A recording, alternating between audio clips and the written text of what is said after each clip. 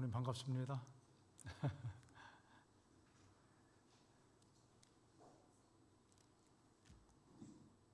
네, 날씨가 많이 더워졌죠? 아카시아의 향이 작년에는 향을 못 느꼈는데 올해는 향긋한 냄새가 아주 기분을 상쾌하게 합니다. 하나님의 또 사랑을 마음속에 새롭게 또 생각하게 되어서 정말 기쁘고 또 감사합니다.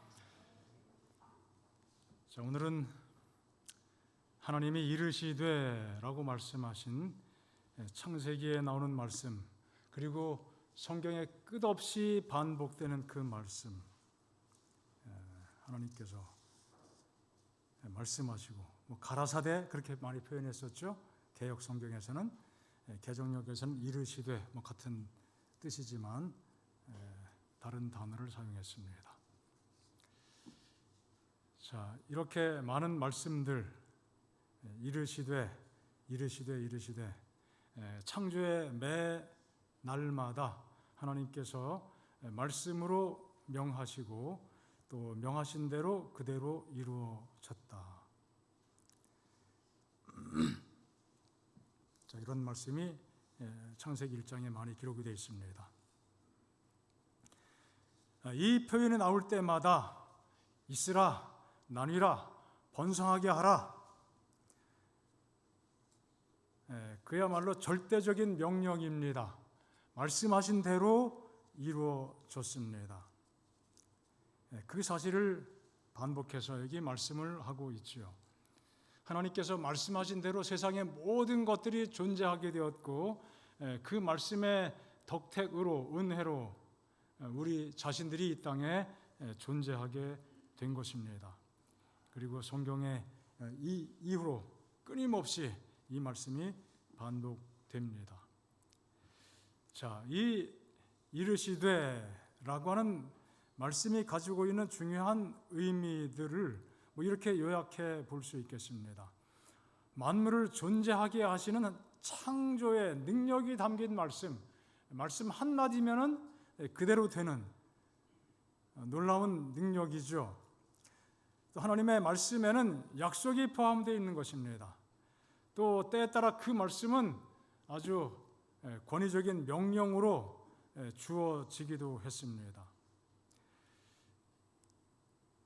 우리는 하나님의 말씀을 통해서 내가 존재하게 되었다는 사실 앞에서 나를 존재케 하신 하나님의 그 사랑과 능력과 은혜에 대하여 감사함으로 반응하게 됩니다. 또 그분께서 하신 말씀, 그것은 그분의 능력을 따라서 또 그분의 신실하심 속에서 또 이루어지는 하나님의 약속임을 또한 깨닫게 됩니다. 우리는 약속을 믿고 의지하면서 또 마음속에 힘을 얻고 소망을 갖게 되는 것이죠. 또 하나님의 명령, 하나님께서 종종 말씀으로 명하셨습니다. 우리는 즐거운 마음으로 또 감사하는 마음으로 그 말씀에 반응을 하게 되죠. 하나님의 명령을 또 기쁨으로 또 받아들이게 됩니다. 자, 이 말씀은 창조 때부터 시작이 됐습니다. 창세기 1장에 나오는 하나님께서 이르시되, 주께서 이르시되, 하나님이 이르시되, 이 말씀과 요한복음 1장 1절의 말씀은 굉장히 밀접하게 연관된 말씀입니다. 태초에 무엇이 계시니라? 말씀이 계시니라. 예수님의 그 탄생과 존재에 대해서, 그 신적인 또 성육신에 대해서 요한복음은 첫 문장부터 태초에 말씀이 계셨다는, 예수님이 그때부터 계셨다는, 또 그때부터 무엇으로 계셨어요? 말씀으로 계셨다는 사실을 강조하며 드러내고 있습니다. 말씀이라고 하는 것은 이 헬라 신약이 기록된 헬라어로 말하면 로고스죠. 로고스라는 단어는 우리가 흔히 들어 살고 있습니다. 말씀이라고 번역이 됩니다. 그러나 그 단어 속에 포함된 아주 중요한 흐름, 의미가 있습니다. 그 당시 헬레니즘 세계 속에서 이 로고스라고 하는 것은, 말씀으로 번역된 그 용어는 온 우주를 다스리는 아주 강력한 힘, 뭐 지혜, 뭐 여러 가지 의미들이 거기에 포함되어 있습니다. 그런데 태초에 말씀이 계시니라 할 때 그 말씀은 여기 그 말씀이라고 써 있는데 뭐 영어나 헬러 그 문법에 보면 관사라고 하는 것이 있죠. 뭐 한글에는 관사 개념이 뚜렷하진 않습니다만 있고 없고는 굉장한 차이가 있습니다. 호 로고스, 영어로 더라고 하는 그 단어입니다. 그 말씀, 그런 뜻이에요. 태초에 그 말씀이 계셨다, 그 뜻이에요.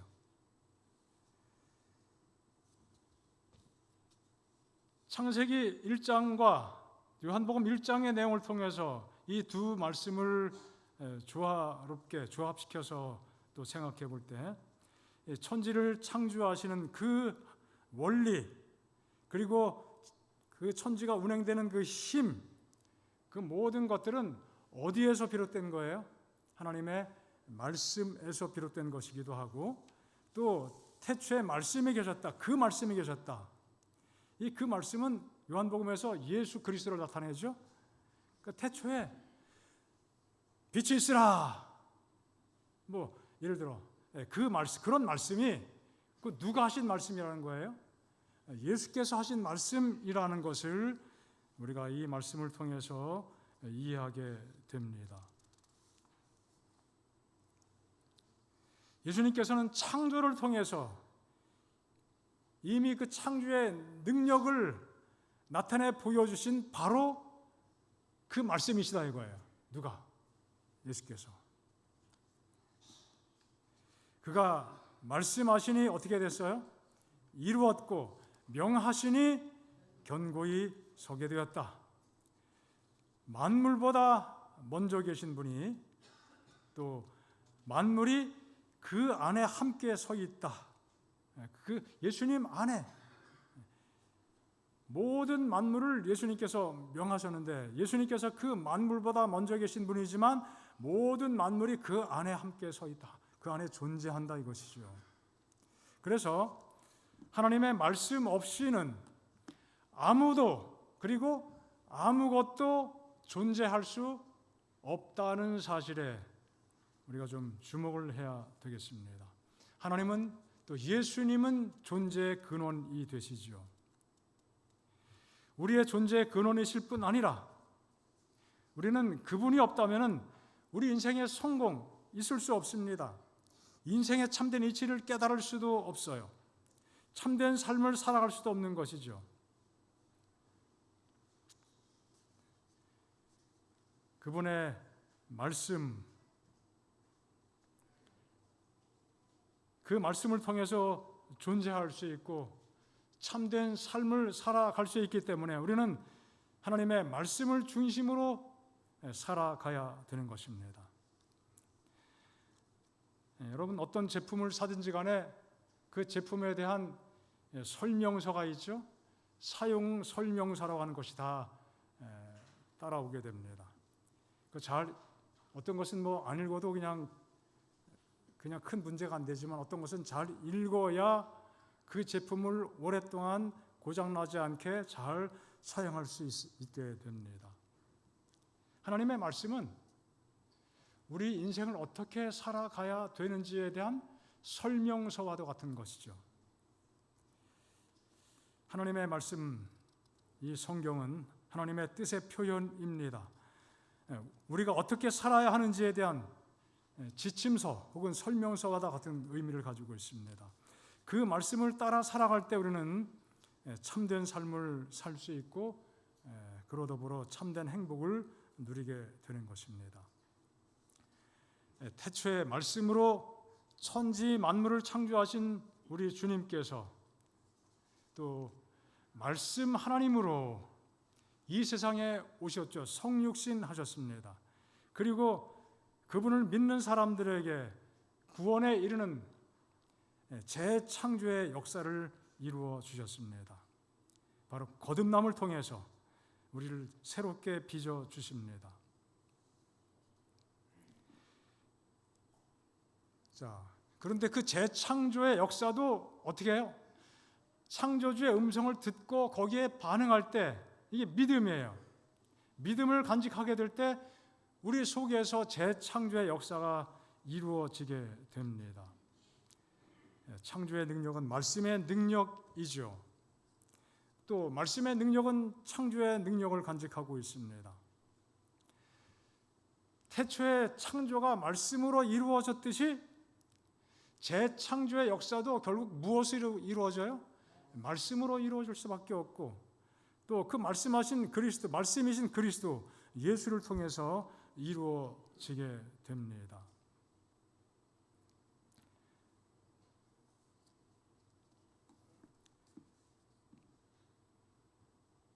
예수님의 음성을 듣고 그분을 영접하게 될 때, 말씀을 듣고 받아들이고 그 말씀에 순종하는 마음을 가지고 마음을 열고 따라갈 때, 그것이 바로 예수님을 영접하는 것이죠. 그리고 말씀하신 대로 영접하는 자, 이름을 믿는 자에게는 하나님의 자녀가 되는 무엇을 주셨다? 권세를 주셨다. 말씀은 정말 중요한 것입니다. 말씀에 반응하고 순종하는 것. 창조 때로부터 우리의 삶 속에서 재창조의 역사가 계속 이루어지는 그 중요한 역사가 말씀에 순종하는 그 과정을 통해서 이루어진다는 사실을 기억하시기 바랍니다. 하나님은 말씀하시고 또 우리의 기도를 들으시고 우리의 삶의 상황을 다 돌보시고 보살피시는 분이십니다. 하나님은 말씀하시는 분이에요. 그 말씀하신 분이기 때문에 우리에게 우리의 지체 가운데 뭘 주셨어요? 우리도 뭐 할 수 있도록? 말할 수 있도록. 하나님의 형상, 하나님의 모양을 닮은 그것은 굉장히 여러 측면에서 설명이 가능합니다. 물론 짐승들도 자기 나름대로 언어가 있다고 하죠. 그러나 그 언어는 그렇게 구체적인 언어는 아니죠. 그냥 어떤 신호를 보내는 정도라고 생각합니다. 나 기분 좋다, 나쁘다, 배고프다, 나 화났다, 뭐 그 정도의 어떤 사인을 보내는 것이지, 굳이 뭐 언어라고 표현하면은 언어라고 할 수도 있겠지만은, 짐승에도 제각각 지능의 차이가 굉장히 심하기 때문에 지능이 아주 높은 짐승에게는 뭐 조금 언어가 조금 더 많을 수 있겠죠. 하지만 그건 정말 언어라고 하기엔 너무 미미한 것입니다. 우리 사람들은 언어를 통해서 우리의 생각과 뜻을 전합니다. 그것이 뭐예요? 누굴 닮은 모습이에요? 하나님을 닮은 모습이죠. 하나님께서는 들으시는 분이기 때문에 우리에게 또 귀를 주시기도 하셨습니다. 또 그분은 볼 수 있는 분이기 때문에 모든 것을 만물을 꿰뚫어 보시는 분이기 때문에 우리에게도 눈을 허락해 주셨습니다. 얼마나 참 감사한 일인지 모릅니다. 그래서 우리는 육신적인 이 눈, 귀가 있지만 또 영적으로도 우리에게 정말 신령한 말을 전할 수 있는 입으로 하나님의 뜻을 전하고 살아가야 될 것이고, 하나님의 음성을 잘 듣고 하늘의 영적인 사물을 바라보고 깨달을 수 있는 또 귀와 또 눈을 가지고 살아가야 되겠습니다. 그것이 하나님의 말씀에 입각해 살아갈 때 우리에게 주어지는 놀라운 특권인 것이죠. 자, 이 말씀이 바래지니까 어떻게 해요? 그대로 되었다고 말씀했죠. 히브리 말로 그렇게 그런 식으로 되었다. 그렇게 됐다는 거예요. 말씀하신 대로 됐다는 것입니다. 자, 말씀하신 대로 그렇게 되었다고 하는 그 단어가 가지고 있는 그 속 뜻은 무엇일까? 긍정, yes라고 하는 겁니다. 그렇게 되었다는 것이죠. 고린도후서 1장에 이런 말씀을 우리가 기억합니다. 하나님의 약속은, 하나님의 말씀은, 하나님께서 선포하신 말씀은 얼마든지 그것이 무엇이든지 간에 뭐 사람들의 생각과 판단을 가지고 생각해 볼 때 그게 그렇게 되겠어? 그렇게 할 수도 있겠지만 그리스도 예수 안에서 언제든지요 이해가 된다. 이 사실을 마음속에 확신하는 사람은 그로 말미암아 우리가 어떻게 해요? 하나님께 아멘하고 영광을 돌리게 된다고 말씀하고 있습니다. 하나님께서 말씀하신 대로 이루어졌다는 사실, 또 하나님께서 성경을 통해서 끊임없이 허락해 주신 수없이 많은 말들, 그 모든 말씀들은 그리스도 안에서 얼마든지 예스가 된다고요.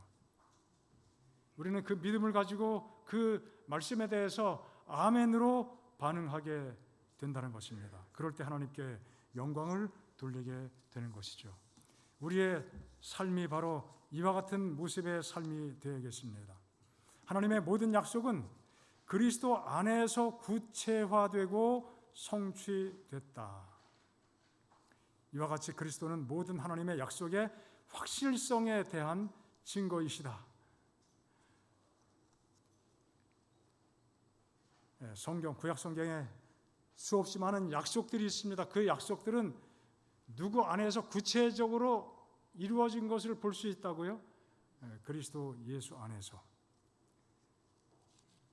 그래서 예수님은 하나님의 모든 약속의 확실성, 약속의 말씀이 확실하게 이루어질 것이라고 하는 것에 대한 무엇이다? 증거다. 예수님을 딱 보면은 하나님 말씀은 다 이루어지는 것이구나.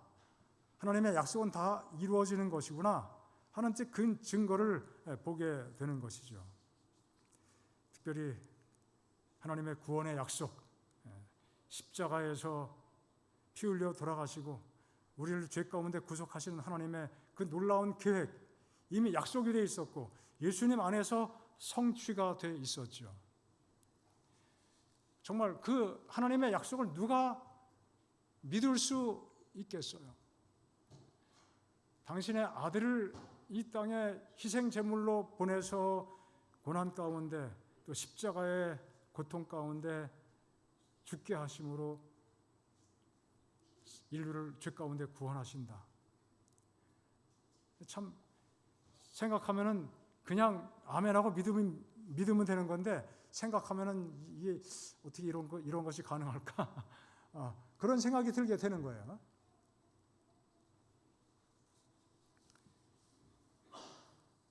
자, 그럼에도 불구하고 우리는 그 사실을 믿습니다. 하나님의 약속에 확실한 것을 또 믿게 된 것입니다.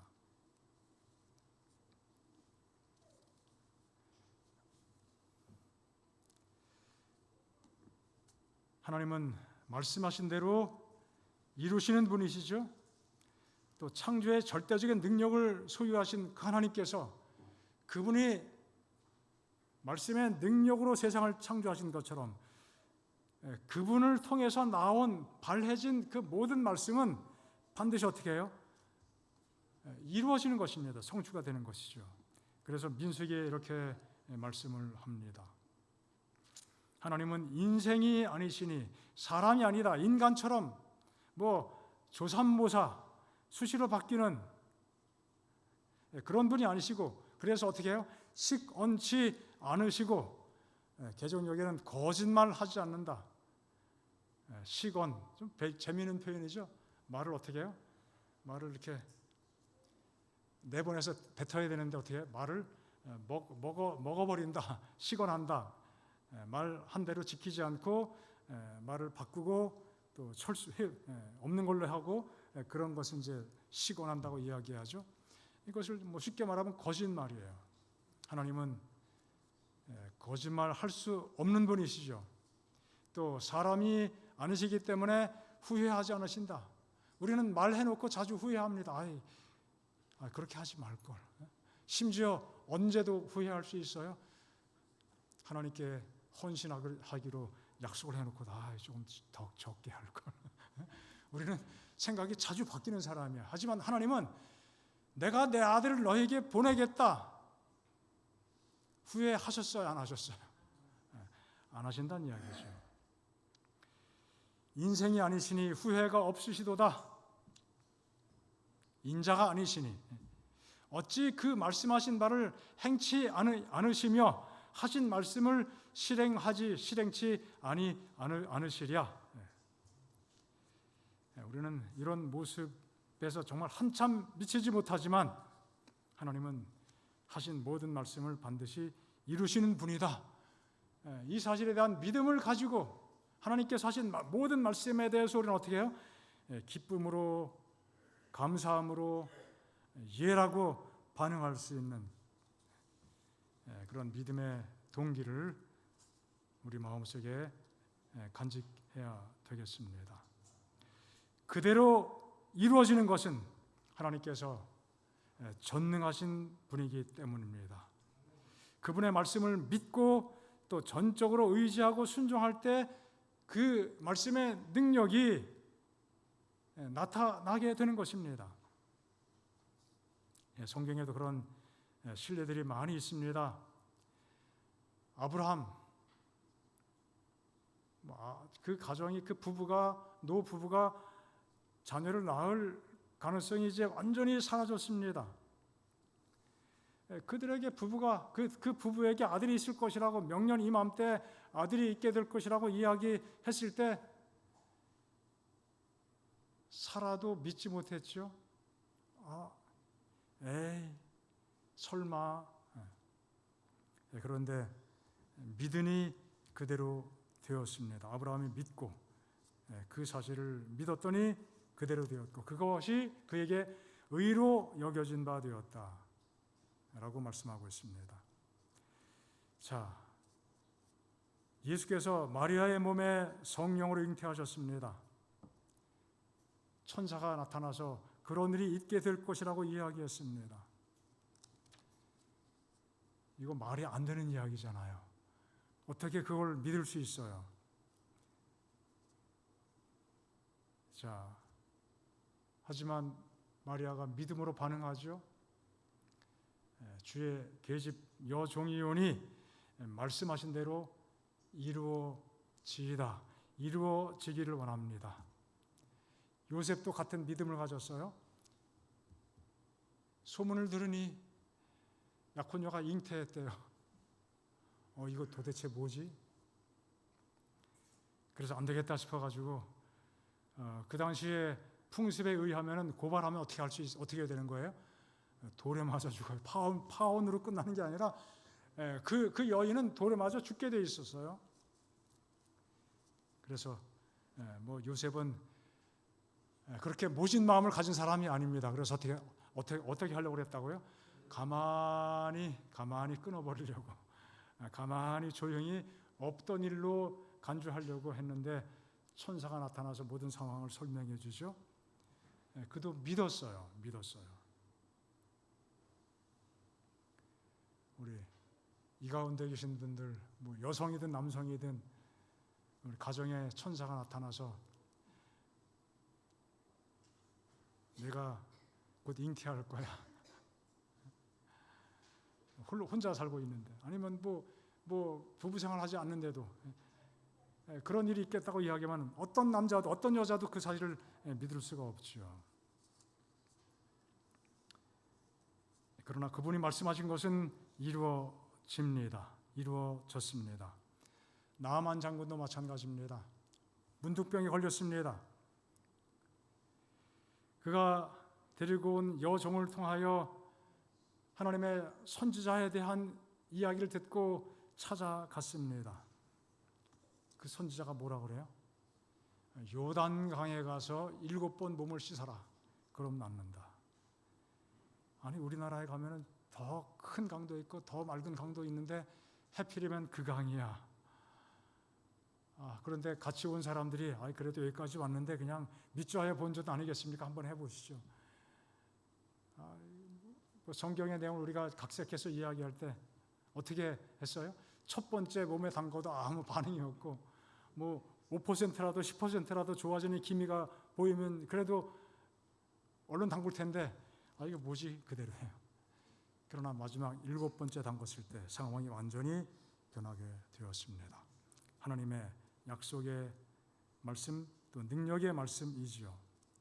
바람과 바다조차도 순종케 하시는 하나님의 말씀의 능력에 대해서 우리 마음도, 우리의 삶 속에서, 우리 마음속으로도 그 사실을 나에게 적용되는 말씀으로 늘 또 받아들이고 말씀을 의지하는 그 삶이 우리에게 얼마나 필요한지 모르겠습니다. 자, 구약에서는 구원을 위해서 주신 말씀을 뭐라고 일컫습니까? 율법이라고 표현합니다. 율법은 토라라고 히브리 말로 그렇게 이야기하는데 가르침을 의미하는 기본적으로 그런 뜻을 가진 단어입니다. 가르침. 모세 오경이 형성이 되면서 모세 오경은 율법의 대명사가 되었습니다. 하나님의 율법, 토라. 또 신약에서는 노모스라는 단어로 이렇게 표현이 되는데 거의 같은 의미를 가진 단어입니다. 하나님께서 율법을 주셨습니다. 그 율법을 주신 것은 우리의 구원에 필요한 말씀을 주신 거예요.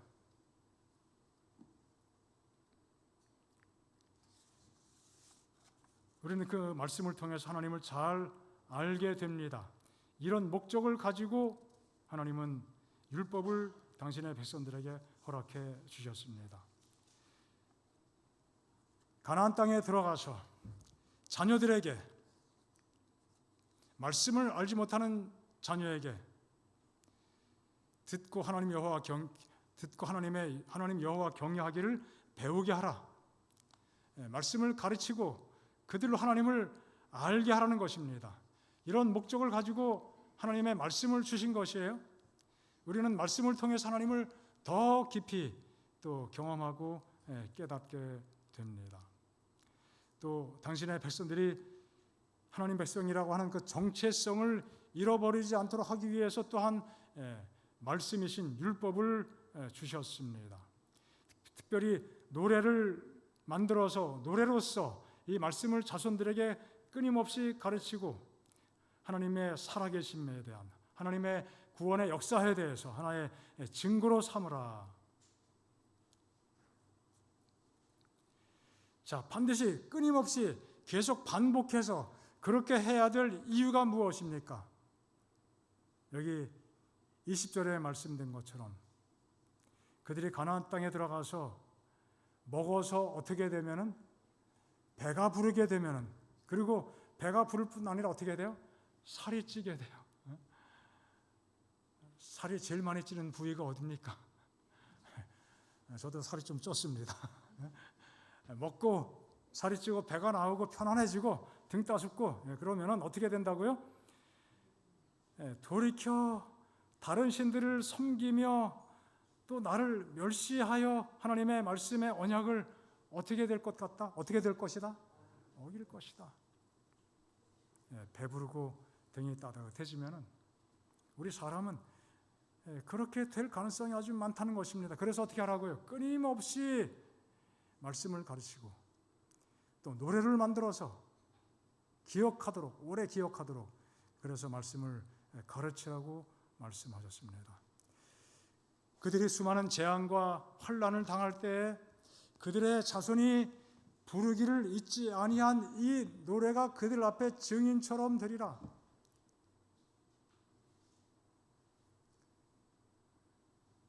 자, 하나님의 말씀을 계속 반복해서 또 머릿속에 담고 마음속에 받아 간직할 때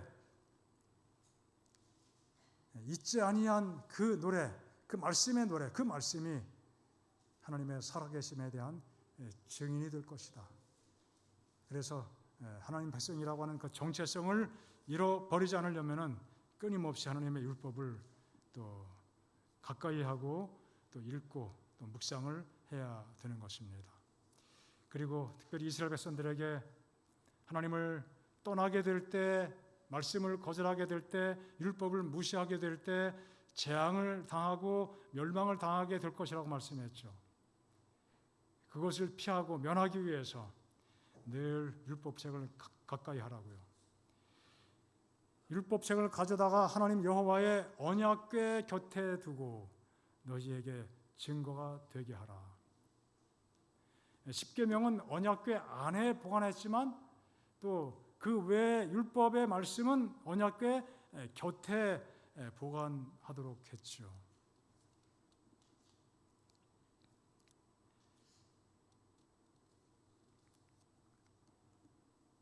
내가 알거냐 내가 죽은 후에 나는 여기 모세죠. 너희가 스스로 부패하여 내가 너희에게 명한 길을 떠나 여호와의 목전에 악을 행하여 너희의 손으로 하는 일로 그를 경노하게 함으로 너희가 후일에 재앙을 당하리라. 이 재앙을 당하지 않기 위해서 끊임없이 하나님 말씀 율법을 가까이 하고 마음속에 간직하라고 강조하셨습니다. 자, 이스라엘의 상태는 이 말씀이 주어졌을 때 그들의 상태는 400년 이상 430년 동안 애굽의 노예가 되어서 가까스로 해방된 상황이었죠. 여러분, 우리나라가 36년, 40년이 채 안 되게 가까운 나라의 지배를 받았어요. 고통을 받고 억울한 일을 많이 겪었습니다.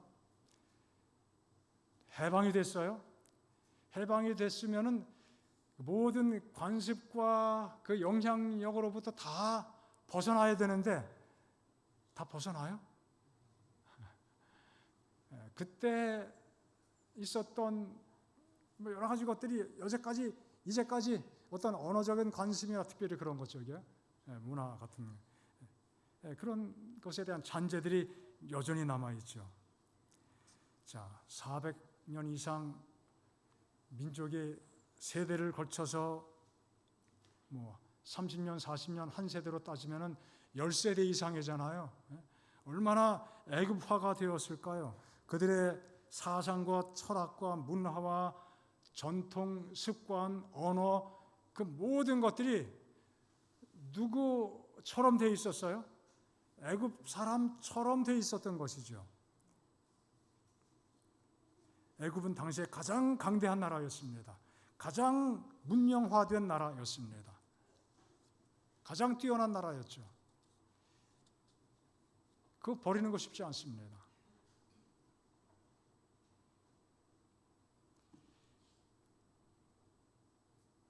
그러나 그 모든 것들로부터 벗어나야만 됐습니다.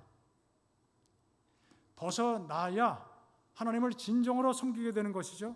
애굽의 모든 잔재, 모든 영향력을 벗어버려야 되는 거예요. 그게 참 어려웠죠. 출애굽 이후에 광야 40년 동안 또 그 이후에도 애굽을 완전히 벗어나지 못한 그 모습을 우리가 성경을 통해서 보게 됩니다. 여기 아주 의미 있는 표현이 있습니다. 내가 그들의 하나님이 뭐라고요? 되기 위하여 민족들이 보는 앞에서 애굽 땅으로부터 그들을 인도하여 낸 그들의 조상과 언약을 그들을 위하여 기억하리라. 나는 여호와이니라.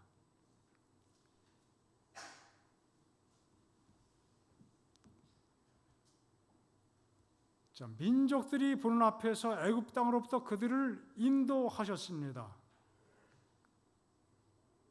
하나님께서 그 조상들과 구원의 언약을 주셨고 그 언약을 하나님은 끊임없이 기억하겠다고 말씀하셨는데 사람은 자꾸 잊어버렸습니다. 그런데 내가 그들의 하나님이 되기 위하여 기억하겠다. 하나님께서 당신의 백성들의 하나님이 되기를 원하신다는 거예요. 사람들은 하나님으로 인정하기도 하지만 정말 진정으로 그들의 하나님으로 경험하며 살지 못하는 과정이 참 길었어요. 내가 정말 너희들의 하나님이 되기를 원한다는 것이에요. 애굽화된 그들의 그 타성, 과거의 뿌리 깊은 관습, 그것에 얽매여서 하나님을 섬기는 듯 하다가도 하나님을 등지게 되죠. 하나님이 진정 그들의 하나님이 되시지 못한 것입니다. 여기 이와 유사한 표현이 또 나옵니다. 나는 여호와 너희 하나님이라. 나는 너희의 하나님이 되려고 너희를 애굽 땅에서 인도해 내었느니라. 하나님 백성들이 애굽 땅에 있으면서 물론 큰 틀에서는 하나님께서 그들을 여전히 사랑하셨기 때문에 그들을 돌봐주셨죠. 여전히 그들의 하나님이신 것은 맞습니다. 하지만 실생활 속에서 그들은 관습적으로 하나님을 섬기지 못했습니다. 하나님을 잊어버렸습니다. 오히려 우상 숭배에 밀접히 관계되어 있어요. 여러분, 모세가 십계명 받기 위해서 시내산에 올라가서 그 40일 동안 그들의 눈에 보이지 않으니까 그들이 즉시 어떤 일을 해요? 다른 것도 아니고 우상을 숭배합니다. 소, 금송아지. 어디서 가져온 습관이에요? 애굽에서 가져온 습관이에요. 아직 하나님이 진정한 그들의 하나님이 되시지 못한 상황인 것이죠. 하나님, 너희 하나님이 되려고 하나의 또 과정 같은 이야기입니다. 하나님께서 조상들에게 끊임없이 약속하시고 맹세하시고 또 그대로 그들을 하나님의 백성으로 삼아주신 것은, 그 이유는 신이 내 하나님이 되시려 함이라. 하나님은 우리의 하나님이 되기를 원하시는 분이십니다.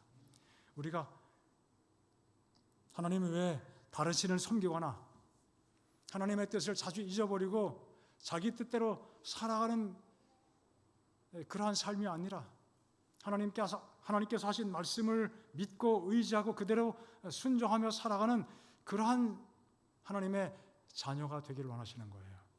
그게 바로 하나님께서 우리의 하나님이 되기를 원하신다는 말씀인 것입니다. 오늘 우리의 삶 속에서 정말 진정으로 하나님의 말씀을 온전히 깨닫고 의지하고 또 순종하는 그 마음을 가지고 살고자 하는 마음의 열심을 우리 모두에게 주시기를 간절히 바랍니다. 여기 하나만 좀 보겠습니다. 십계명도 우리는 십계명이라고 이야기하고 이 용어를 사용하지만 원래 출애굽기에 나온 그 말씀은 10개의 말씀이란 뜻이에요. 다바르, 10개의 말씀. 또 다른 표현은 모든 말씀, 십계명의 말씀, 모든 말씀. 그런 표현인데요. 여기 한 천주교 사제이긴 하지만 인생을 떠받치는 10개의 기둥이라고 하는 하나님의 십계명에 대해 의미를 좀 새롭게 설명하는 그러한 책을 썼습니다. 물론 이 책 내용 우리가 다 받아들일 수 없는 내용들이 좀 포함되어 있긴 한데요.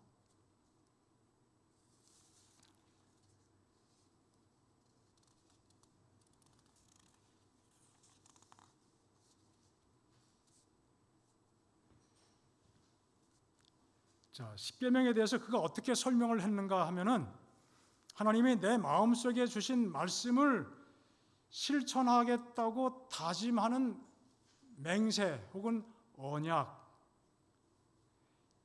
그것으로 십계명을 설명합니다. 하나님이 내 마음속에 주신 말씀, 그 말씀을 실천하겠다고 다짐하는 마음속에 뭐예요?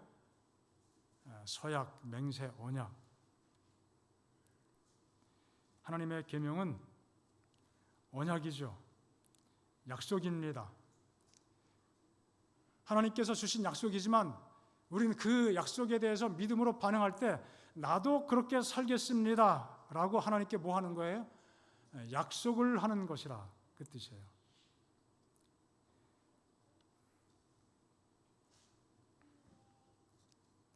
하나님께서 애굽에서 당신의 백성을 이끌어 주신 것은 예수님께로 인도하는 모든 말씀을 주신 것이었어요. 그런데 그것이 하나의 속박으로 무거운 짐과 부담으로 느껴진다고 한다면 하나님의 선물을 잘못 받아들인 거예요. 주신 말씀 10계명에 대해서도 인생을 떠받쳐주는 10개의 기둥, 얼마나 중요합니까? 이 기둥이 든든하면 그 건축물도 든든하죠. 우리 인생이 든든하게 됩니다. 이것에 대해서 기쁨과 감사로 반응하는 그것이 우리 믿음의 반응이 되는 것입니다. 그래서 십계명은 뭐 이렇게 살면 내가 널 구원해 줄게, 이렇게 살면 하나님 백성이 되는 거야, 어떤 조건적으로 이해하기보다는 하나님의 백성이 되었다고 하는 하나님의 은혜 가운데 하나님의 자녀가 되었으니 그 정체성에 대한 깨달음과 감사의 마음을 가지고 주신 말씀에 어떻게 해요? 기쁨으로 반응하면서 감사함으로 하나님을 섬기겠습니다. 감사함으로 우상을 섬기지 않겠습니다. 감사함으로 안식일을 잘 기억하겠습니다. 감사함으로 모든 사람과 관계를 잘 맺고 살겠습니다. 행복하게 살겠습니다. 바로 그런 약속이라는 것이죠. 시대의 소망 말씀 보겠습니다. 성령께서는 성경 말씀을 통하여 마음에 말씀하시며 진리를 심령에 깊이 새기신다. 이와 같이 성령께서는 잘못을 드러내시고 심령에서 그것을 내쫓으신다. 하나님은 여전히 무엇을 통해서 우리에게 말씀하세요? 성경을 통해서 말씀하십니다. 또 하나님의 진리의 말씀, 그것을 우리의 마음속에 깊이 새겨주십니다. 자, 그런 식으로 하나님의 성령께서는 우리 속에 있는 잘못들, 죄악들을 드러내시고, 그러므로 우리의 마음으로부터 그것을 어떻게 해요? 이건 아니구나, 이거는 안 되겠구나. 그러므로 그것을 정리하게 되고 개혁하게 되고 부응하게 되고 그것을 내쫓아 주신다고 하셨습니다. 그리스도께서 당신의 택하신 백성을 자기에게 복종하게 하심은 하나님의 말씀을 통하여 역사하시는 진리의 성령으로 말미암아 행하시는 것이다. 창조의 그 순간에 말씀의 능력이 역사하셨던 것처럼 하나님의 말씀이 또 성령의 감동하심과 함께 결부될 때 우리의 심령이 새로움을 또 재창조의 은혜를 힘있게 되는 것이죠. 다른 페이지입니다. 말씀을 통하여 그리스도께서 그분의 추종자들 속에 거하신다. 이것은 그분의 살을 먹고 그분의 피를 마시는 것으로 나타난 바 된 그와 같은 기묘한 연합이다. 살을 먹고 피를 마신다는 것은 뭐예요? 예수님과 함께 하나가 된다는 거예요. 그 귀한 피를 마시고 그 귀한 살을 마셨으니 하나가 되는 것이죠. 그것이 예수님을 따라가는 사람들 마음속에 경험되는 중요한 경험들이에요. 그리스도의 말씀은 영이요 생명이다. 말씀을 받아들임으로 그대들은 포도나무의 생명을 받는다. 하나님의 입으로 나오는 모든 말씀으로 살 것이다. 그대들 안에 있는 그리스도의 생명은 그리스도 안에 있는 것처럼 같은 열매를 생산한다. 우리 속에 있는 주님의 생명은 그리스도 안에 있는 것처럼 같은 열매를 생산한다. 예수님 안에 있는 그 생명이 귀한 열매를 낳게 된 것처럼 우리 속에 그 생명이 있게 될 때, 말씀을 통해서 그 생명의 그 역동성을 경험하게 될 때 우리 삶 속에도 귀한 품성의 열매를 풍부하게 맺게 되는 것이죠. 그리스도 안에 살고 그리스도에게 부착되어 그리스도의 공급을 받으며 그리스도에게서 영양분을 흡수한다면 그대들은 그리스도와 같은 열매를 맺을 것이다. 자, 이 모든 역사는 하나님의 입으로 나오는 무엇으로 된다? 말씀으로 된다. 이것이 말씀으로 살아가는 삶의 경험이라고 여기 설명을 하고 있습니다. 오늘 하나님의 능력의 말씀이 우리의 삶 속에서 또 끊임없이 경험되고 그 주시는 말씀으로 말씀을 따라 살고 말씀에 정말 기꺼이 감사함으로 예스라고 반응하며 살아가는 우리 모든 성도들 되시기를 간절히 바랍니다.